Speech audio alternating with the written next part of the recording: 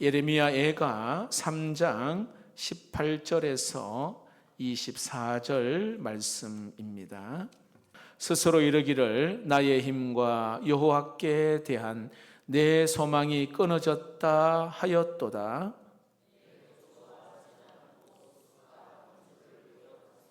내 마음이 그것을 기억하고 내가 낙심이 되오나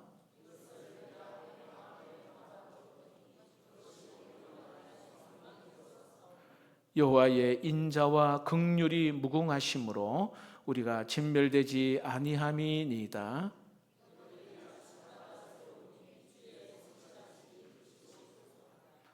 24절을 함께 읽겠습니다. 내 심령에 이르기를 여호와는 나의 기업이시니 그러므로 내가 그를 바라리라 하도다. 아멘.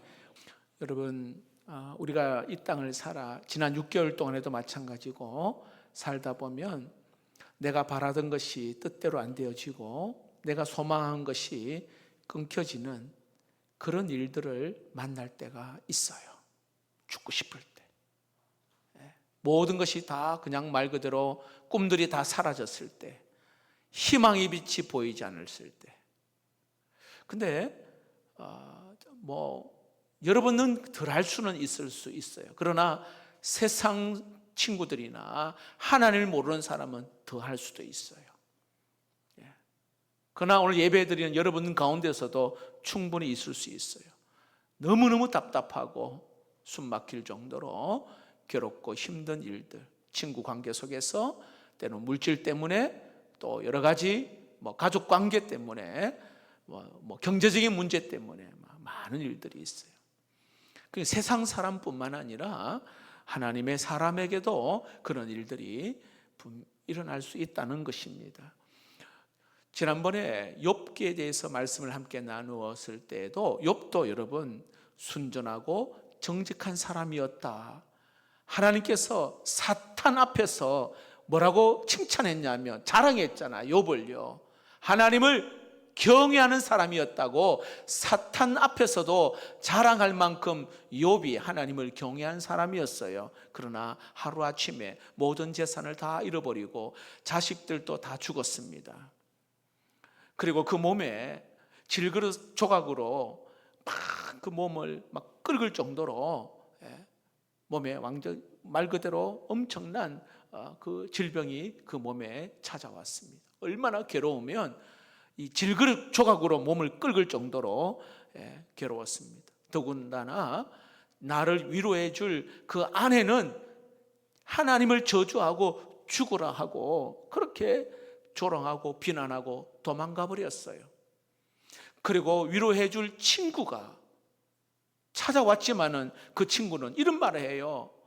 야, 이유가 없는 고난이 있을 수 있느냐? 네가 지금 고난 받는 것은 이유가 있다 라고까지 이야기하면서 아픔과 상처를 오히려 더 힘들게 했습니다. 여러분, 하나님의 사람에게도 그러한 정말 극심한 절박함이 있고 소망이 끊어질 듯한 그런 어려움을 만날 때가 있다 이 말이에요. 이번 주에 어느 선교사님이 내가 그렇게 믿었던 현지인 사역자가 배신을 했어요. 그리고 고소를 한 거예요. 그러니까 선교사님 부부가 급하게 한국으로 들어왔어요. 그렇게 믿었던 현지인인데. 또 제 후배 목사님은 한 1,000명 정도 넘는 그런 목회를 하는데 길 가다가 너무 목회가 힘들어. 목사님, 나 그 목회 그만두고 싶어요.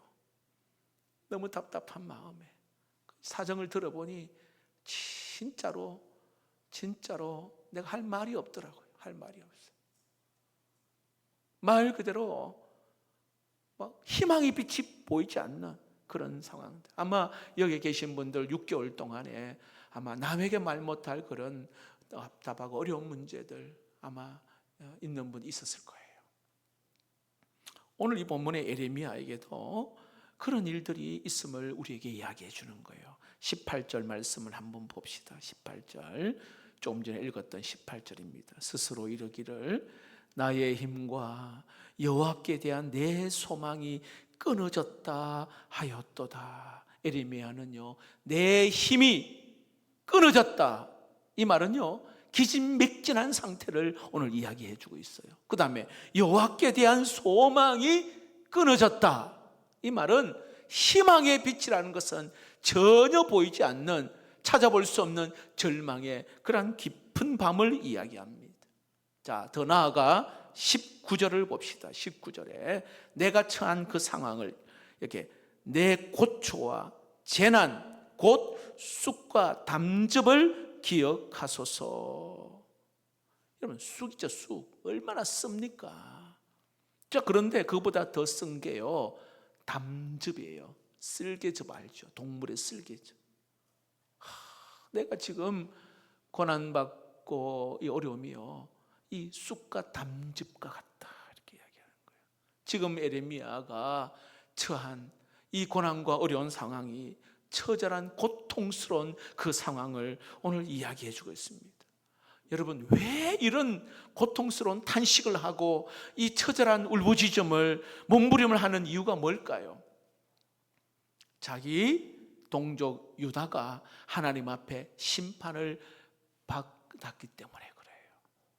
자기 동족, 우리가 잘 알고 있는 것처럼 에레미야는 참된 선지자인데 거짓 선지자들은요, 평안하다, 괜찮다, 그렇게 이야기를 하지만 에레미야는 그렇지 않다, 지금이라도 회개하고 우리 민족들은 돌아와야 된다라고 외쳤단 말이에요.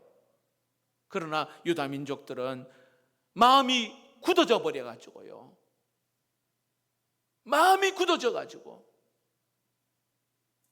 돌아오질 않아요. 여기에 하나님께서 심판을 내리셨어요.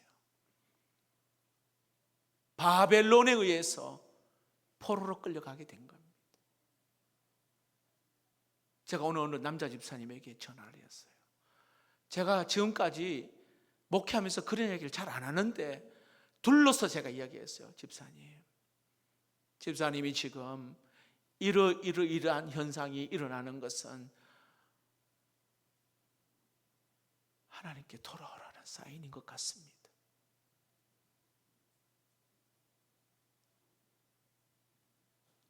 왜냐하면 그 이야기를 하면 괜히 상처받으니까요. 근데 제가 그 마음을 이야기해 주고 싶은 마음이에요.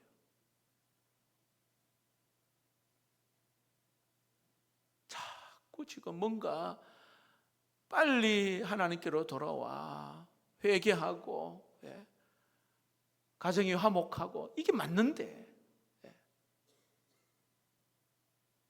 너무 안타까운 거 있죠.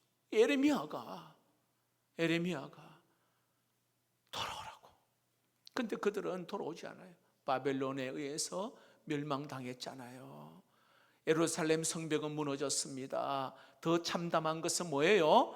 하나님의 임재가 있는 예루살렘의 성전이 이방인들에 의해서 파괴가 되었습니다.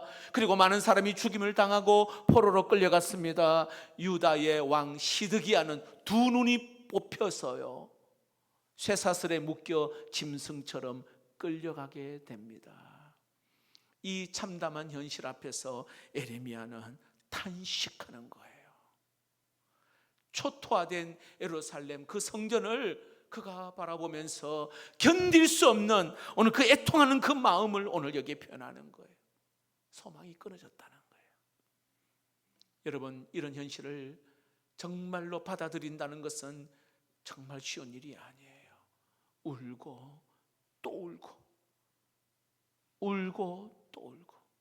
여러분, 에레미야는 눈물의 선지자입니다. 에레미야가 우리가 3장을 보고 있는데, 여러분 1장 2절을 한번 보시면 밤에는 슬피 우니, 그러니까 밤새도록 울었어요. 밤새도록 울었어요. 그 다음에 1장 16절을 보세요. 눈에 눈물이 물같이 흐를 정도로 울었다 했어요. 그 다음에 2장 11절을 보시면 너무 많이 울어서 눈이 상할 정도로 울었다. 창자가 끊어질 정도로 울었다 했어요. 그러니까 처참한 그 성전이 파괴되는 걸 바라보면서, 아니 어떻게 하나님의 임재가 있는 성전이 이렇게 할례받지 못한 이방인에 의해서 무너졌습니까? 하나님 정말 살아계십니까? 어떻게 그런 일이 있습니까? 라고 탄식하는 거예요. 지금 이게 모든 것이 절망입니다.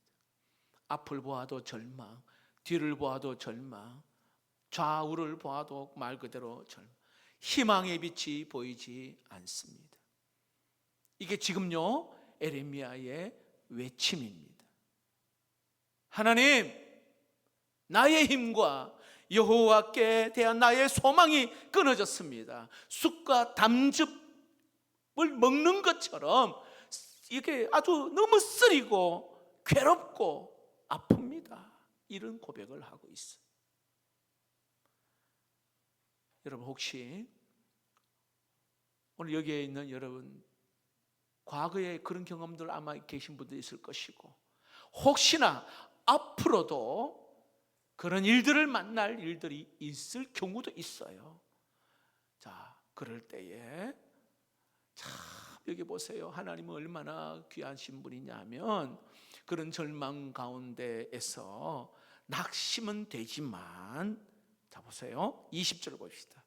내 마음이 그것을 기억하고 내가 낙심이 되오나, 자 21절입니다. 21절 힘차게 읽어봅시다. 시작. 이것을 내가 내 마음에 담아 두었더니 그것이 오히려 나의 소망이 되어 사옴은. 자, 무엇을 마음에 담아 두었기에 절망과 고통과 오늘 여기에 아픔과 탄식이 소망이 될 수 있었을까? 무엇을 마음에 담아 두었기에? 자, 여기에 마음에 담아 두었다. 우리가 지금 이 성경 말고 구성경이 있죠. 과거의 성경에 보니까 중심에 회상한 즉 이렇게 해석이 나와 있어요. 다시 말하면 하나님의 말씀을 회상했단 말이에요. 지금 절망, 고통, 탄식이 있을 때에 하나님의 말씀을 마음에 회상을 했다. 자, 다시 말씀드립니다. 평소에 내가 들었던 말씀인데, 내가 알고 있는 말씀인데, 이 말씀을 다시 의식적으로 기억해 낸단 말이에요. 내가 들었던 말씀, 아는 말씀인데 이 말씀을 다시 묵상했단 말이에요. 우리가 얼마나 말씀을 많이 들어요. 저도 모태신앙, 우리 친구들 가운데에 모태신앙. 그런데 지금 절망, 고통, 아픔, 탄식, 괴로움 이럴 때에 다시 이 말씀을 회상했다는 거예요. 내 마음에 담아두었던 이 말씀을 다시 끄집어내어 가지고 하나님을 생각했다. 어떤 하나님을 묵상을 했을까요?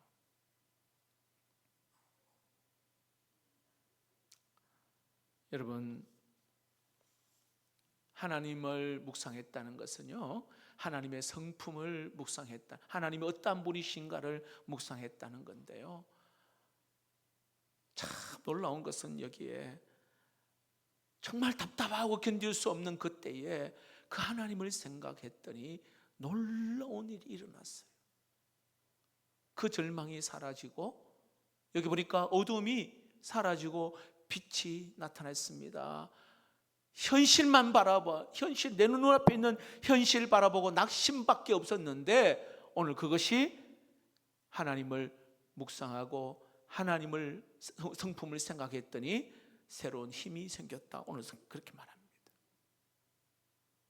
자, 여러분, 사실 말이 그렇지, 여러분, 진짜 고난이 너무 크면, 답답함이 너무 크면, 상황이 너무 참담스러우면 여러분 어떤 말도 들려오지 않아요. 경험해 보셨죠? 예. 누가 무슨 말해도 안 들립니다. 예. 어떤 생각도 하기 싫어요. 그냥 나 내버려둬요. 그냥 내버려 두세요 라고 이야기해요. 저도 그런 경험이 있어요. 목사인데 너무 괴롭고 답답하니까 기도도 안 되고 누구 말도 안 들리고. 참, 그런데 여러분 신기한 게 뭔지 아세요? 오늘 여기에 부모님이 왜 기도해야 되는 줄 압니까, 여러분? 우리 청소년 청년들이 또 우리가 본인들이 왜 기도해야 되는 줄 압니까? 그 순간에는 그럴 상황이 생겨요. 그러나 그래만 계속 가는 줄 아십니까? 결국은 하나님께로 가요. 그럴 때에 조용히 내 발걸음이 하나님 전으로 가 있어요.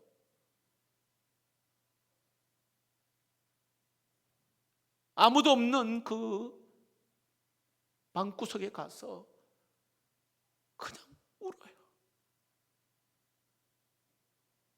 그 힘이 어딘 줄 아세요? 그 힘이 나를 위해서 기도해 준 부모가 있고, 내가 들었던, 그래도 하나님 전에 나와서 들었던 말씀이 있고, 그러니까요 하나님 전에 가 있는 거예요. 하나님 전에. 지금 예레미야가 그런 상황입니다. 그는 말씀을요 의식적으로 말씀을 여기에 묵상합니다. 하나님을 바라보면서 오늘 여기에 힘을 얻고 소망을 얻는데, 여러분 하나님의 사람에게도 오늘 여기에 쑥과 담즙과 같은 쓰라린 아픔이 있다는 거. 그런데 누가 믿음의 사람이냐? 고난이 없는 사람이 아니라 여기에 고난 중에 넋을 잃고 그냥 주저앉아 그냥 말 그대로 그냥 모든 걸 그냥 포기하고 앉아있는 사람이 아니라 다시 의식적으로 하나님 앞으로 나와 하나님 말씀을 붙잡고 그 하나님을 찾는 사람. 하나님이 새 힘을 공급하시고 반드시 여러분 은혜 주시고 다시 힘을 주실 줄로 믿습니다. 자, 오늘 여기 보세요. 예레미야 소망이 끊어진 상황에 그가 묵상했던 하나님이 어떤 하나님인가? 오늘 첫 번째로 하나님의 인자하심과 긍휼하심입니다. 21절을 볼까요? 이것을 내가 내 마음에 담아 두었더니 그것이 오히려 나의 소망이 되었사오면. 자, 그가 무엇을 마음에 담아 두었는가?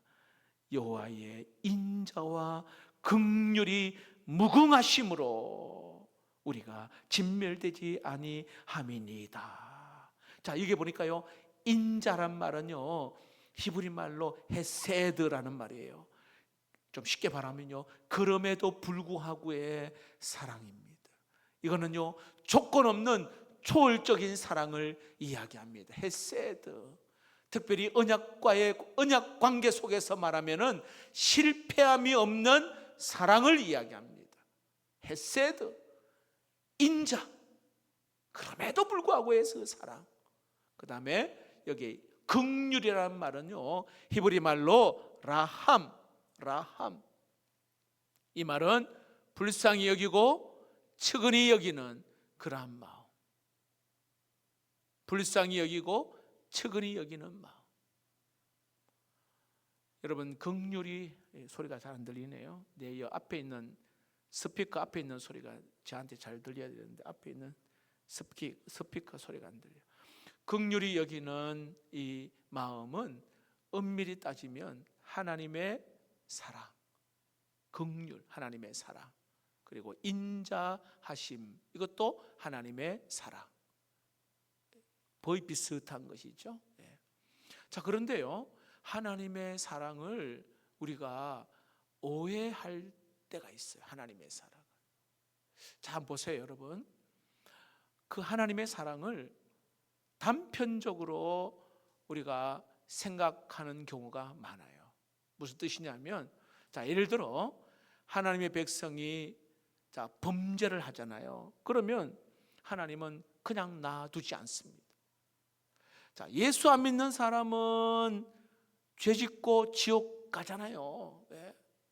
근데 하나님의 사람은 그냥 놔두질 않아요. 채찍질합니다. 때리십니다. 왜? 사랑하기 때문에 그래요. 더 죄를 짓지 않도록 하기 위해서 하나님이 때리십니다. 하나님의 사람은. 성경은 뭐라고 말하냐면 그걸 하나님의 사랑이라고 이야기해요. 징계를 하나님의 사랑이라 그렇게 이야기합니다. 자, 그런데 하나님의 긍휼하심이 뭐냐 하면은 그 때리실 때에 하나님은 더 마음이 아프셔요. 이런 부모가 자식을 때릴 때 있잖아요. 부모 마음이 더 아프다는 거 아시잖아요. 부모 마음이 더 아파요. 하나님은 우리가 범죄하고 잘못했을 때에 징계의 채찍을 간단 말이죠. 그럴 때 하나님은 우십니다. 더 우셔요. 하나님. 이게 하나님의 긍휼하심이에요. 하나님 긍휼하심. 예레미야는 여기에 모두 소망이 끊어진 그 절망적인 상황 가운데에 하나님의 인자하신 하나님을 묵상했어요. 헤세드, 하나님의 긍휼하심을 묵상을 했습니다. 실패가 없는 사랑의 하나님, 측은히 여기시는 긍휼의 하나님을 그가 묵상을 했어요. 놀라운 사실은 하나님의 그 인자와 긍휼을 묵상하니까요, 오늘 이 예레미야가 힘을 얻었어요. 소망이 생기기 시작을 했어요. 맞아. 여기에 하나님은 우리를 때리시고 징계하시고, 그리고 또 포로로 끌고 가서 때로는 여기에 힘들게 하기도 하고 성전은 무너졌지만 하나님 반드시 우리를 치료하시고 회복하셔서 다시 우리를 회복시키시고 망하지 않게 하실 거야 라는 것을 이 예레미야는 소망을 갖게 된 거예요. 이것은 여러분, 오늘 이스라엘 백성 유다뿐만 아니라 오늘 예배드리는 우리 모두에게도 동일한 하나님의 말씀인 줄로 믿으시기를 축복합니다. 그래서 22절을 다시 한번 읽어봅시다. 22절, 자, 시작. 여호와의 인자와 긍휼이 무궁하심으로 우리가 진멸되지 아니함이니이다. 무궁하다는 말은요, 쇠하지 않는다, 계속되는 이 말이에요. 우리가 비록 징계 가운데 있고 참담한 가운데 있을지라도 하나님의 인자는 계속되고 있다. 하나님의 긍휼은 계속되고 있다는 거예요. 결코 우리를 버리지 않으신다는 것입니다. 하나님의 인자와 하나님의 긍휼을 여러분 여기에 아는 자는 절대로 망하지 않음을 믿으시기를 축복합니다. 다시 일어서고요, 다시 소망을 가지고 달려갈 수가 있어요. 자, 여러분, 혹시 여러분 무슨 이유 때문인지 몰라도 나 끝났다, 이제 나는 이제 소망이 없다, 혹시 그런 분 계시나요? 아무것도 안 보이고 답답하다. 자, 하나님의 인자, 하나님의 긍휼하심이 무궁하심으로 우리가 진멸되지 않습니다. 이 말씀 붙들 수 있기를 바랍니다. 두 번째로 예레미야가 소망이 끊어진 가운데 그가 묵상했던 하나님은 어떤 하나님인가? 하나님의 성실하심입니다. 23절을 보시면 이것들이 아침마다 새로우니 주의 성실하심이 크시도소이다. 이것들이 뭐예요? 하나님의 인자와 긍휼하심이 아침마다 새롭다. 여러분, 여기서 새롭단 말은요, 한 번도 사용하지 않는 새로운 걸 말해요. 한 번도 사용하지 않아요. 세상에 여러분 것들은 자꾸 사용하다 보면 어떻게 돼요? 마모가 되기도 하고, 자꾸 사용하다 보면은 뭐 기능이 좀 떨어지기도 하고 그러잖아요. 그런데 오늘 여기에 뭐 또 사랑도 좀 식어지기도 하고 때로는 없어지잖아요. 오늘 여기서 말하는 새롭다는 말은요, 새 아침이, 그러니까 이전 것은 딱 지나갔고 새 아침이 된 것처럼 완전히 새로운 방법으로 주어지는 거예요. 새로운 방법. 새롭다. 오늘 여기에 하나님의 이것들이 하나님의 인자와 긍휼이 아침마다 새롭다. 주의 성실이 크시도소이다. 하나님의 성실. 여러분, 하나님의 성실이라는 말은요, 어떤 일관성을 두고 이야기합니다. 일관성. 그리고 신실함이 오늘 여기에 포함되어 있어요.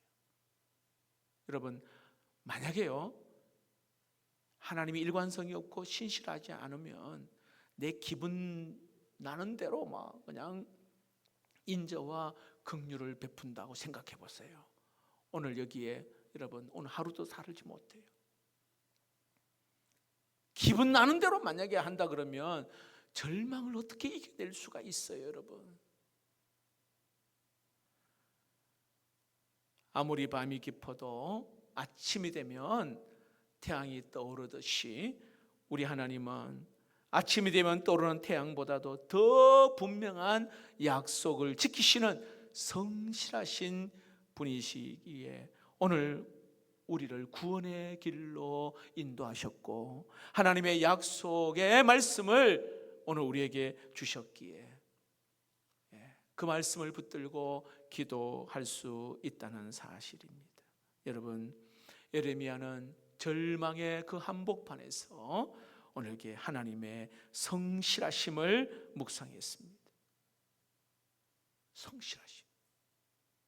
우리 인간은요, 어제까지는 좋았는데 오늘 적이 되는 경우가 굉장히 많아요.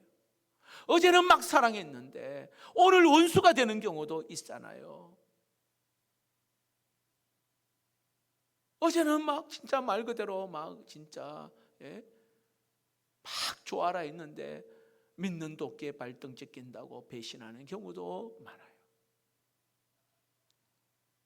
믿을 사람, 나 자신도 못 믿는데 누구도 믿을 사람이 없어요.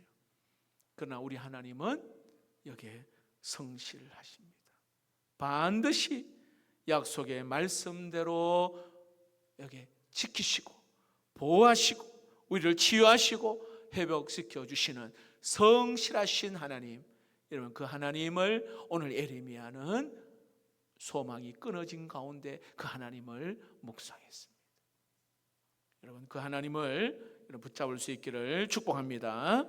자, 마지막 세 번째로, 이 앞에 스피커가 소리가 잘 안 들리는데, 자, 소망이 끊어진 가운데 그가 묵상했던 하나님이 어떤 하나님이신지, 자, 세 번째로 따라해 보시죠. 하나님이 나의 기업이 되십니다.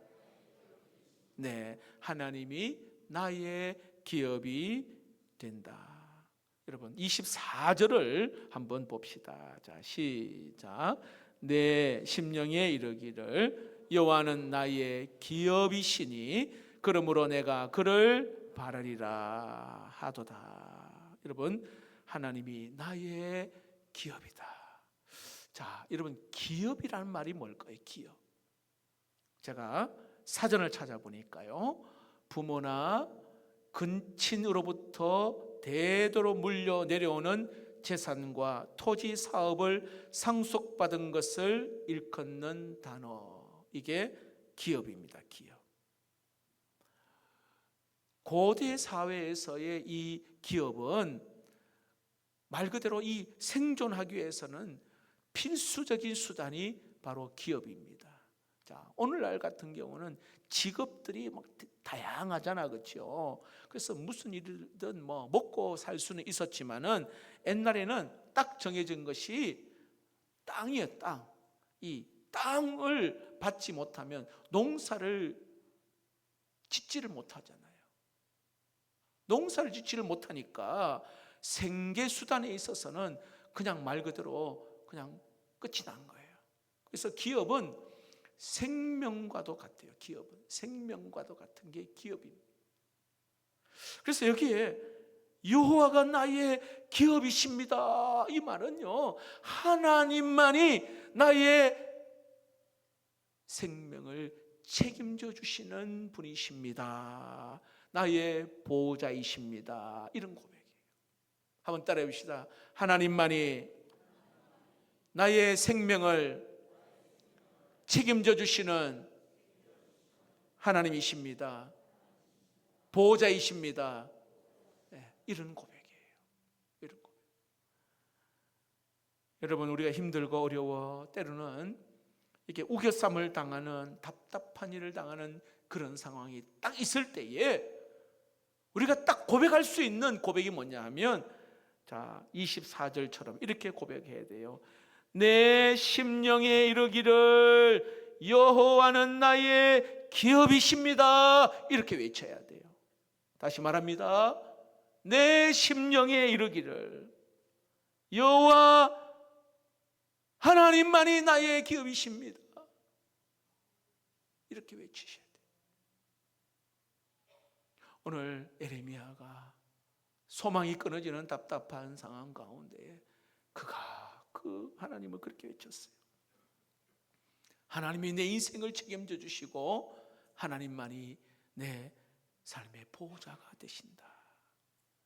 이 분명한 그 하나님을 그가 고백을 합니다. 말씀을 맺겠습니다. 모든 상황이 절망적인 상황에 오늘 에레미야는 하나님을 묵상합니다.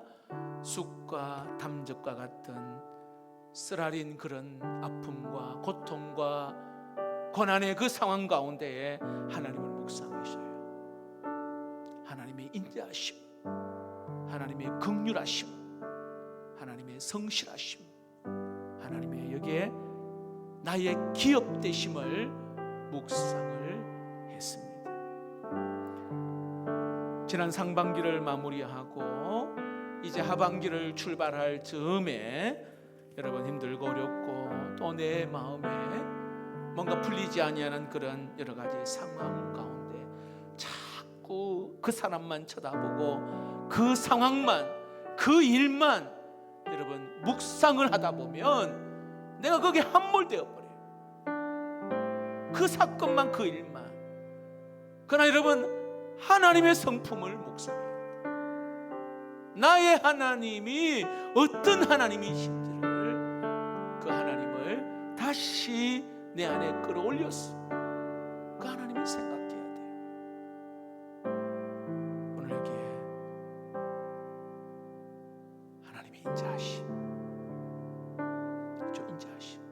그럼에도 불구하고 그 하나님의 사랑, 끝없는 실패함이 없는 그 하나님의 사랑, 그리고 측은히 여기고 불쌍히 여기시는 긍휼의 하나님, 약속하신 것은 그냥 신실하게 성실하게 약속대로 이루시는 그 하나님, 내 인생을 책임져 주시는, 보호하시는 나의 기업이 되시는 그 하나님, 이 하나님을 내 마음에 두었더니 그것이 오히려 소망이 되었습니다. 그 하나님을 내 마음에 두었더니, 내 마음에 두었더니 오히려 나의 소망이 다시 한번 소망 가운데 벌떡 일어나서 달려갈 수 있기를 주의 이름으로 축복합니다.